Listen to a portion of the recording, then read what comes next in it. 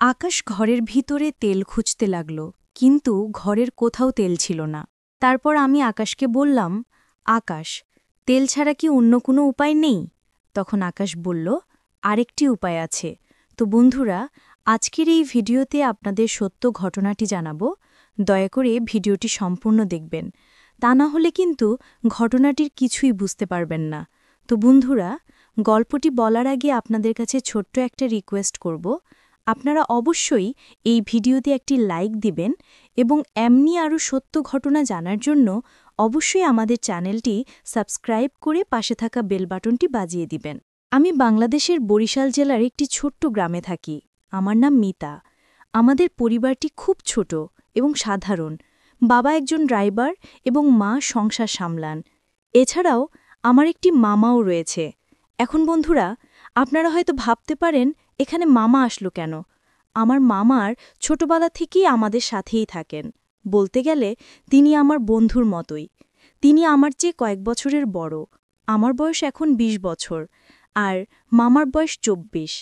তিনি ঢাকায় একটি কোম্পানিতে চাকরি করেন। সাপ্তাহিক ছুটির দিনে, বিশেষ করে শুক্রবারে, তিনি আমাদের গ্রামের বাড়িতে চলে আসেন। আমাদের বাসাতে মাত্র ৩টি ঘর রয়েছে। একটি রুমে আমার বাবা মা থাকেন এবং আরেকটি রুমে আমার কাকা কাকি থাকেন, আর আরেকটি রুমে আমি এবং আকাশ থাকি।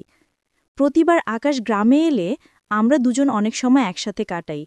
পড়াশোনা, গল্প, আড্ডা কিংবা গ্রামের চারপাশে ঘুরে বেড়ানো, সবকিছুতেই আকাশ আমার সঙ্গী। আমি ছোট থেকে আকাশের খুব কাছের, তাই উনার সঙ্গে আমার একটা বিশেষ বন্ধন তৈরি হয়েছে। সেই কারণেই যে কোনো সমস্যা হলে আমি প্রথমেই আকাশের কাছে ছুটি, আর আকাশও সবসময় চেষ্টা করে আমাকে সাহায্য করার। একদিন আকাশ ছুটিতে বাড়ি এলো। সারাদিনের ক্লান্তি নিয়েও আমার সাথে গল্প করতে বসল। হঠাৎই আমার দিকে তাকিয়ে হাসল। কিছুক্ষণ নীরবে তাকিয়ে থেকে বলল, মিতা, তুই তো অনেক বড় হয়ে গেছিস। আগের মতো ছোট্ট মেয়েটা আর নেই। এখন তোকে দেখে গর্ব হয়। তুই সত্যি অনেক পরিবর্তন আর সুন্দরী হয়েছিস। আকাশের কথায় আমি একটু লজ্জা পেলাম, আবার ভেতরে ভেতরে আনন্দও হলো। তারপর আকাশ আমাকে জিজ্ঞেস করল, আজ রাতে তুই কোথায় ঘুমাবি? আমি অবাক হয়ে বললাম, আরে আকাশ, এই প্রশ্ন করার কি আছে? আমরা তো আগের মতোই থাকব। আমি আমার জায়গায়, তুমি তোমার জায়গায়। আকাশ আবার হেসে বলল, আমি আসলে সেটা বলিনি মিতা। আমি বলতে চেয়েছিলাম, আমি যখন ছুটিতে আসি তখন তোকে সবসময় মেঝেতে ঘুমাতে হয় আর আমাকে বিছানায় রাখিস। এটা একদম ঠিক না। আমি চাই তুইও আমার মতো আরামে ঘুমাস। তারপর আকাশ হেসে বলল, আজ থেকে ছুটিতে আসলে আমরা রাতটা একসাথে কাটাবো। কিন্তু এবার নতুন নিয়ম, তুই আর আমি গল্প করতে বসবো বিছানায়, আর গল্পের মধ্যেই আমাদের ছোটবেলার আর গ্রামের সব মজার ঘটনা মনে করব। আমি হেসে বললাম, ঠিক আছে আকাশ, তাহলে রাতটা সত্যি আরও মজাদার হবে। এই রাতটি শুরু হলো গল্প আর হাসির ছোঁয়ায়। আমরা দুজন ছোটবেলার কৌতুক, স্কুলের দুষ্টমি আর গ্রামের মজার স্মৃতি নিয়ে গল্প করতে করতে সময়টা অজান্তেই কেটে গেল। মনে হলো এই মুহূর্তগুলোই আমাদের ছুটির দিনগুলোর সবচেয়ে আনন্দদায়ক মুহূর্ত। হঠাৎ আকাশ একটি প্রশ্ন করল। একটু হেসে বলল, মিতা, তুই কি কখনো কোনো ছেলের সঙ্গে প্রেম করেছিস বা কারো সঙ্গে ভালো লাগার অনুভূতি পেয়েছিস? আমি একটু লজ্জায় তাকিয়ে রইলাম, কিন্তু মনে হলো আকাশ শুধু আমার সম্পর্কে জানতে চাচ্ছে, আমার নিরাপদ ভাবনা ও অনুভূতিগুলো বুঝতে চাচ্ছে। আমি ধীরে ধীরে উত্তর দিলাম, না আকাশ, এখনো কাউকে নিয়ে এমন কোনো অনুভূতি হয়নি। আমি এখন পড়াশোনা আর পরিবারের ওপর মনোযোগ দিতে চাই। আমি একটু লাজুক ভঙ্গিতে হেসে আকাশকে বললাম, আকাশ, তুমি তো আমাকে এত প্রশ্ন করলে, তুমি কি নিজে কোনো মেয়ের সঙ্গে সম্পর্ক করো, বা তোমার কি কখনো এরকম কোনো অনুভূতি হয়েছে? আকাশ আমার দিকে তাকিয়ে হালকা হেসে বলল, আরে, আমি এখনো তেমন কিছুতে যাইনি। আমি এখন নিজের ক্যারিয়ার আর কাজের দিকেই মনোযোগ দিচ্ছি। ঢাকায় থাকি, কাজের ব্যস্ততা থাকে, তাই এসবের সময়ও হয় না। তাছাড়া আমি চাই আমার জীবনটা আগে স্থির হোক, তারপর এসব নিয়ে ভাবব। রাত গভীর হলো, আর আমরা দুজন গল্প করতে করতে ক্লান্ত হয়ে গেলাম। ধীরে ধীরে আমি এবং আকাশ শুয়ে পড়লাম। বিছানায় শুয়ে শুয়ে আমরা দিনের সব গল্প আর স্মৃতিগুলো মনে মনে ভাবছিলাম। নীরবতার মধ্যে ঘরটা শান্ত, আর মনে হলো এই মুহূর্তগুলোই আমাদের পারিবারিক বন্ধনের সবচেয়ে মূল্যবান স্মৃতি। রাতের এই শান্তি যেন আমাদের হৃদয়কে আরও কাছে এনেছে এবং আমাদের সম্পর্ককে আরও মজবুত করেছে। পরদিন সকালে সূর্যের আলো ঘরের ভেতরে ঢুকতে শুরু করল। আমরা দুজন ধীরে ধীরে উঠলাম। আকাশ কফির গ্লাস হাতে নিয়ে বলল, মিতা, কাল রাতে তোর সাথে গল্প করতে করতে সময়টা একদম অজান্তেই চলে গেল। এই ছুটির দিনগুলো সত্যি অন্যরকম আনন্দ দেয়। আমি হেসে উত্তর দিলাম, সত্যি, গ্রামের এই শান্ত পরিবেশ আর আমাদের গল্পগুলো একদম বিশেষ মনে হলো। আমি চাই সব ছুটির দিনেই এমন আনন্দময় হোক। আকাশ আমার কথায় মৃদু হেসে মাথা নেড়ে সম্মতি জানালো। মনে হলো আমাদের এই সম্পর্ক আর আমাদের গ্রামের ছোট্ট মুহূর্তগুলোই আমাদের জীবনের সবচেয়ে মধুর স্মৃতি হয়ে থাকবে। সকাল থেকে আমরা গ্রামের চারপাশে বের হয়ে ঘুরতে শুরু করলাম। পথের ধুলো, পুকুরের পানি, গাছের ছায়া সবকিছু যেন আমাদের ছোটবেলার স্মৃতিকে আবার জাগিয়ে তুলছে। আকাশ হাসতে হাসতে বলল, মিতা, দেখছিস না, গ্রামের প্রতিটা কোণ আমাদের কত আনন্দ দেয়। এসব স্মৃতি মনে রাখলে বড় শহরের জীবনের ক্লান্তি একেবারে ভুলে যাওয়া যায়।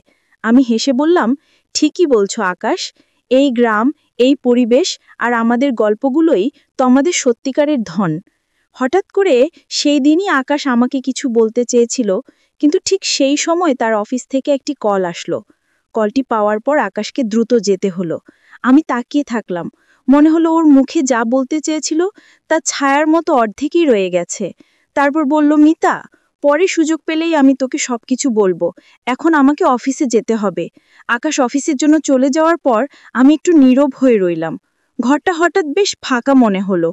কিন্তু আমি জানতাম যে কিছু আকাশ বলতে চেয়েছিল, সেটা অবশ্যই পরে বলবে।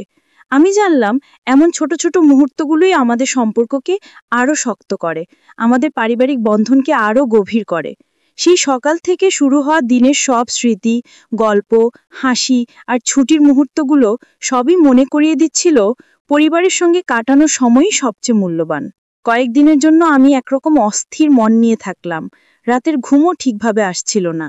মনে হচ্ছিল আকাশ কি যেন কিছু বলতে চেয়েছিল, কিন্তু শেষ মুহূর্তে বলতে পারেনি। তার কথার ধরন, তার চোখের কিকে তাকানোর ভঙ্গি সবই আমাকে অদ্ভুতভাবে আকৃষ্ট করেছিল। মনে হচ্ছিল সেই কিছু যেন আমার সঙ্গে সম্পর্কিত একটি বিশেষ বিষয়, যা আমাকে জানতে হবে। কিন্তু কেন তিনি বলতে পারেননি সেটা এক রহস্য হয়ে রয়ে গেল। আমি ঠিক করলাম এখনই আকাশকে কল করব না, কিছু জিজ্ঞেস করব না। তবে মনে মনে আমি বারবার সেই মুহূর্তের কথা ভাবছিলাম। তার প্রতি কৌতূহল দিন দিন বাড়ছিল।